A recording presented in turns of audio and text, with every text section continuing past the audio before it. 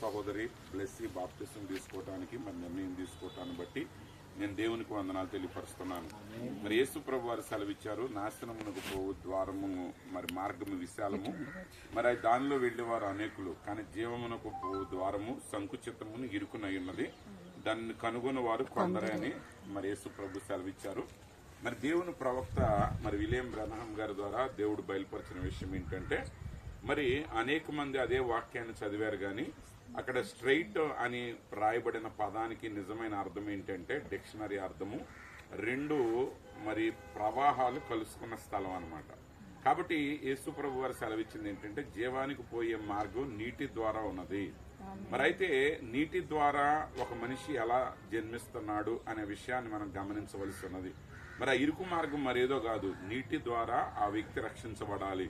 అయితే ఎలా రక్షించబడాలి? నికోదేము యేసు ప్రభు దగ్గరికి వచ్చినప్పుడు యేసు ప్రభు అన్నారు, ఒక మనుషుడు తిరిగి జన్మించితేనే గాని దేవుని రాజ్యాన్ని చూడలేడు అన్నప్పుడు నికోదేము యేసు ప్రభుని అడిగారు, అయ్యా మరి నేను ఇంత వృద్ధుడిని కదా, మళ్ళీ నా తల్లి గర్భంలోనికి నేను ఎలా ప్రవేశించి మరలా జన్మిస్తానన్నారు.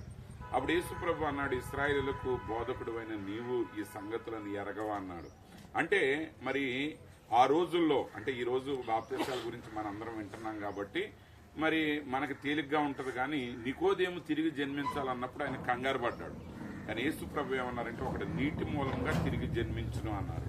కాబట్టి జీవానికి పోయే మార్గం నీరై ఉన్నది, జీవానికి పోయే మార్గం నీటి గుండా వెళ్ళాలి. అయితే అది నీటి ద్వారా రక్షించబడతారని తెలిసిన వాళ్ళు కొద్దిమంది. అలాగే మరి తిరిగి జన్మించే మార్గం ఏంటంటే నీటి ద్వారానే. అందునిమిత్తం ఇక్కడ అపోస్తలుడైన పౌలు గారు అంటున్నాడు, ఒక వ్యక్తి నీటిలో బాప్తిసం పొందినప్పుడు ఏం జరుగుతుంది? బాప్తిసం నీటిలో పొందటం అంటే అర్థం ఏంటంటే, యేసు ప్రభు చెప్పినట్లుగా ఆ మనిషి నీటిలో ప్రవేశించినప్పుడు పరలోక రాజ్య మార్గం అతనికి తెరవబడుతుంది. నికోదేముకు చెప్పినట్లుగా నీటి ద్వారా ఒక వ్యక్తి నూతన జన్మ అనుభవాన్ని పొందుకుంటాడు. దాన్ని పౌలు గారు ఏం చెప్తున్నాడంటే, ఒక వ్యక్తి నీటిలో పాతి పెట్టబడటం ద్వారా యేసుక్రీస్తు యొక్క మరణములో పాలివాడవుతున్నాడు. అంటే నువ్వు యేసుక్రీస్తు యొక్క మరణంలో పాలివాడవుతున్నావు అంటే దాని అర్థం ఏంటంటే, నువ్వు పాపం విషయమే చనిపోయావు. పాపం విషయమే చనిపోయినప్పుడు మాత్రమే ఒక వ్యక్తి పాపము నుండి విముక్తుడవుతాడు. ఒక వ్యక్తి ఏదైతే పాపాన్ని అలాగే కొనసాగిస్తా ఉన్నాడో అతడు దాని నుంచి విడుదల పొందడు. ఒక వ్యక్తి సిగరెట్ తాగే వ్యక్తి ఉన్నాడు అనుకోండి, ఆ వ్యక్తి సిగరెట్ తాగటం మానివేసిన తర్వాత పాపము నుంచి విముక్తుడవుతాడు. అలాగే కాకుండా నేను ప్రార్థన చేసుకుంటున్నాను, దేవుడు కృప చూపుతున్నాడు అని అనుకుంటా తాగుతూ ఉంటే ఆ వ్యక్తికి పాప విమోచన లేదు. అందుకని అన్నాడు, అలాగైనా ఏ మందుము కృప విస్తరింపవలెనని పాప మందు నిలిచి ఉందమా, అట్లా అనరాదు. ఎందుకనగా పాప విమోచనం మరణం తర్వాతనే జరుగుతుంది. ఆ మరణం ఎప్పుడంటే నీటిలో బాప్తిసం పొందటమే ఆ మరణమై ఉంది. యేసుక్రీస్తు యొక్క నీటిలో బాప్తిసం ద్వారా మనం ఎప్పుడైతే పాతి పెట్టబడుతున్నామో ఆయన మరణంలో పాలువారవుతున్నాము.